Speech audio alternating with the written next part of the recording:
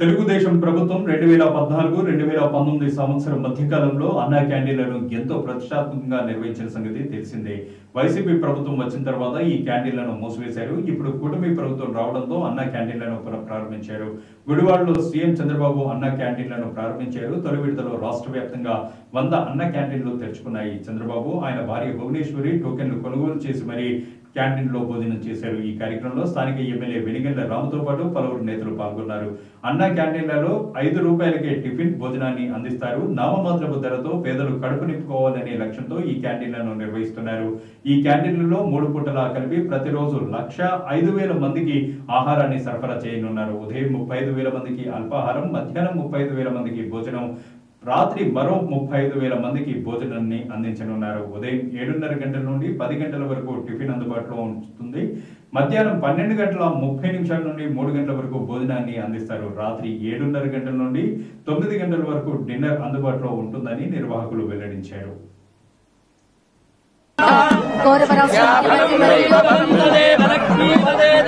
అన్నా క్యాంటీన్ పథకాన్ని పునః ప్రారంభోత్సవం చేస్తూ ఉన్నారు.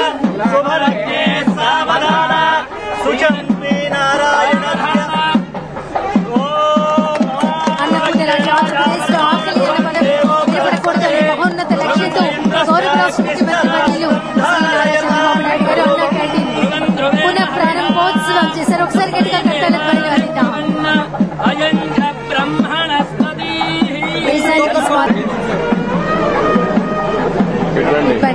చేసి గౌరవ రాష్ట్ర ముఖ్యమంత్రి వర్యులు వెళ్ళి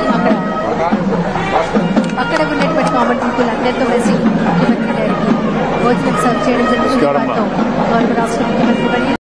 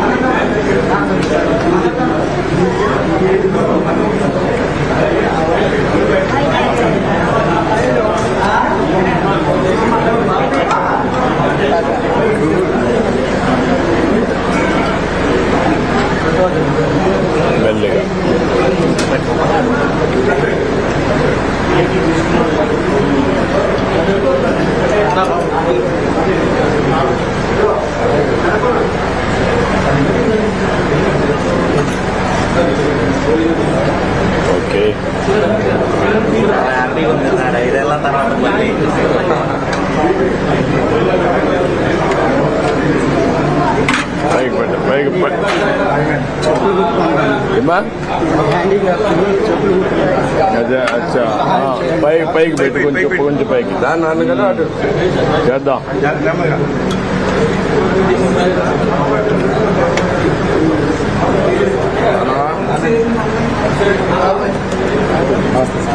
నమస్కారం.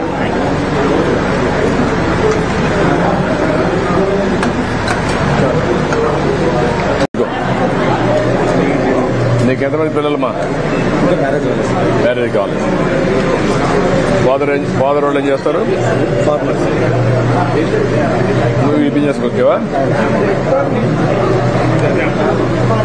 పెట్టుబడి ఎంత పెట్టావు? కాదు ఎంత పెట్టావు దానికి? 5,000 స్టార్ట్ చేసావు. నేను హ్యాండిక్యాప్నండి. నా భార్య నాకు ఒక పాప అండి. షాప్ పెట్టుకుంటావా? అది రాసుకొని షాప్ పెట్టుకోవడానికి ఏం కావాలా? లోన్ వేసుకో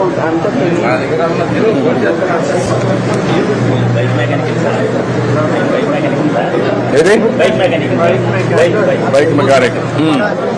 నుంచి డైలీ పని చేసుకుని వెళ్తా ఉంటాం సార్. ఎక్కడ మీది ఊరు? ఎంత వస్తుంది? రోజు 350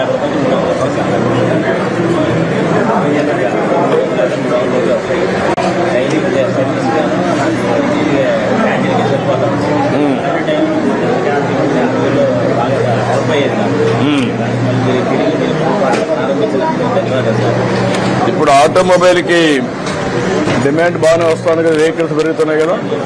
బైక్ మెకానిక్ పరంగా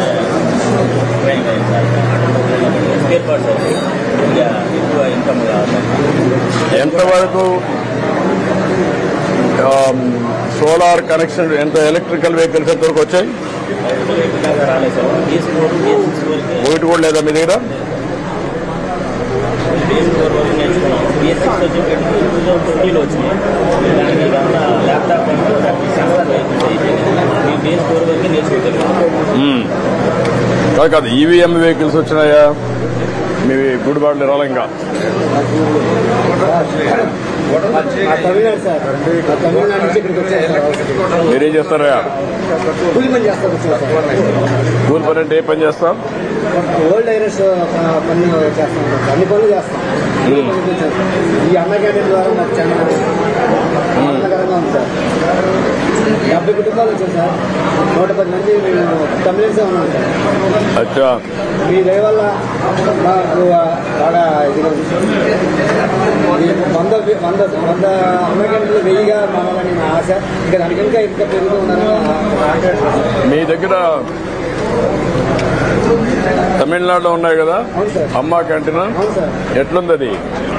తమిళనాడు ముందుగా సార్ పనిచేస్తుంది బాగానే? ఇప్పుడు లేదు సార్, తగ్గింది సార్.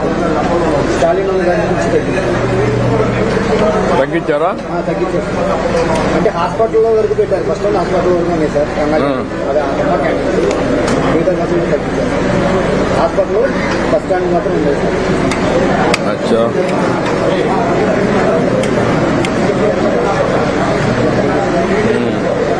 ఏంటా నువ్వేం చేస్తావా?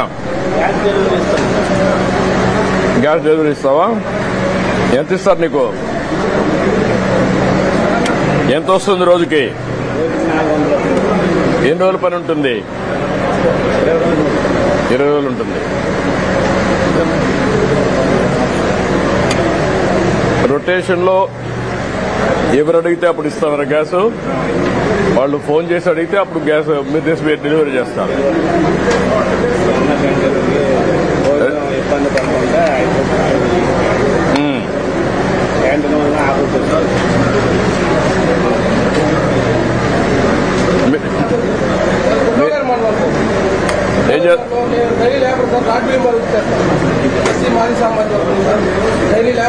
తమ్మిశెట్టి నాగమణి అండి. మా వారు చనిపోయారు. నాకు 2 పిల్లలు. నేను ఇళ్లకి వెళ్లి గిల్టు నాగలు అమ్ముతా ఉంటాను. గిల్టు నాగలండి, చెవులు గాజులు అలాంటివి, దండలు అవన్నీ అమ్ముతాను. నాకు వచ్చే ఆదాయం రోజుకి 200 నుంచి 300 రూపాయలు వస్తాయి. కానీ ఈ అన్నం క్యాంటీన్ లేకపోవడం మూలంగా పల్లెటూర్లు వెళ్లి అమ్ముకొని వచ్చి బయట భోజనం తినాలంటే 200, 150 రూపాయలు పెట్టి తినలేక చాలా ఇబ్బందులు పడి ఎన్నో రోజులు పస్తులు ఉన్న రోజులు ఉన్నాయండి. ఈ అన్నం క్యాంటీన్ పెట్టడం వల్ల మేము కడుపు నిండా తినగలుగుతున్నామని, 5 రూపాయలకి భోజనం దొరుకుతుందని మేము చాలా సంతోషపడుతున్నామండి. ఇప్పుడు ఎన్ని గ్రామాలకు వెళ్తావమ్మా నువ్వు? చిన్న చిన్న పల్లెటూర్లు వెళ్తాను సార్. దేంట్లో వెళ్తావమ్మా?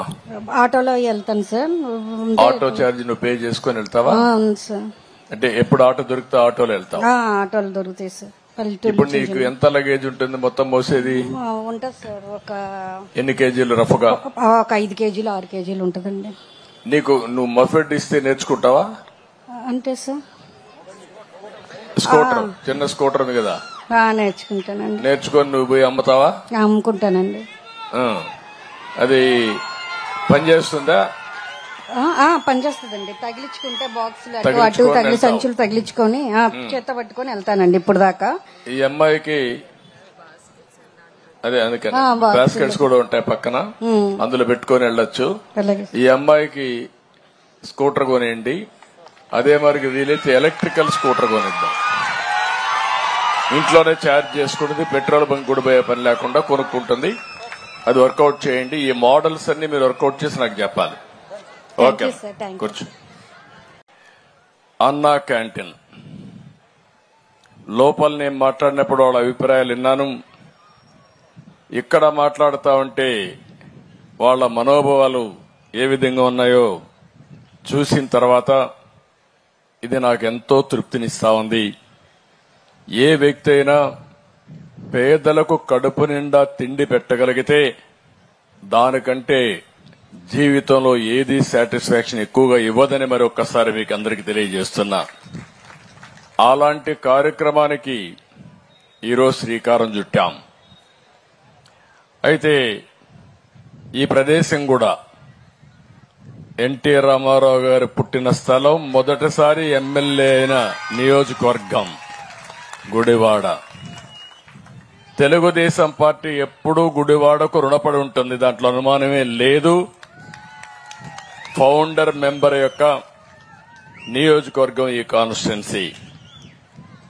అలాంటి నియోజకవర్గంలో ఈరోజు అన్నా క్యాంటీన్ పునఃప్రారంభించే దుర్మార్గమైన కార్యక్రమాల వల్ల మళ్లీ దాన్ని మనం అధికారం రాకపోయి ఉంటే పెట్టేవాళ్ళం కాదేమో గాని ఈరోజు మళ్లీ ప్రారంభించాం.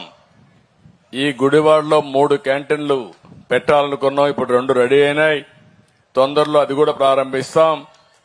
ఎన్టీ రామారావు గారు పుట్టిన ఈ స్థలంలో ఎవ్వరు కూడా తిండి లేదనకుండా ప్రతి ఒక్కరిని ఆదుకునే బాధ్యత తెలుగుదేశం ఎన్డీఏ ప్రభుత్వం తీసుకుంటాం.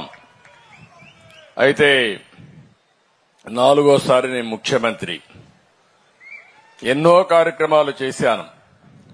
ఆ కార్యక్రమాలన్నింటికంటే కూడా ఇలాంటి మంచి కార్యక్రమానికి శ్రీకారం చుట్టిన దానికి నా మనసుకు ఎంతో సంతోషంగా ఉంది.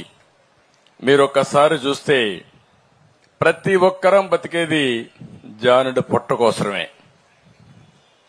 తర్వాత అవసరాలు వస్తాయి, ఆ తర్వాత లగ్జరీస్ వస్తాయి. తిండి అనేది ప్రతి ఒక్కరికి కడుపు నిండా తిండి తినాలని ఆశిస్తాం. ఇంకా అరాకొరా కడుపు నిండా తినే పరిస్థితి వచ్చిందంటే చాలా బాధేస్తుంది. అయితే ఓసారి చరిత్ర కూడా డొక్కా సీతమ్మ నిన్నుంటారు మీరు. ఈస్ట్ గోదావరిలో గన్నవరంలో ఉండేది. ఆ రోజుల్లో ఎవరైతే గోదావరి దాటి వస్తే ఎన్నో ఇబ్బందులున్నాయని వంట చేసి వచ్చిన వాళ్ళందరికీ తిండి పెట్టేది.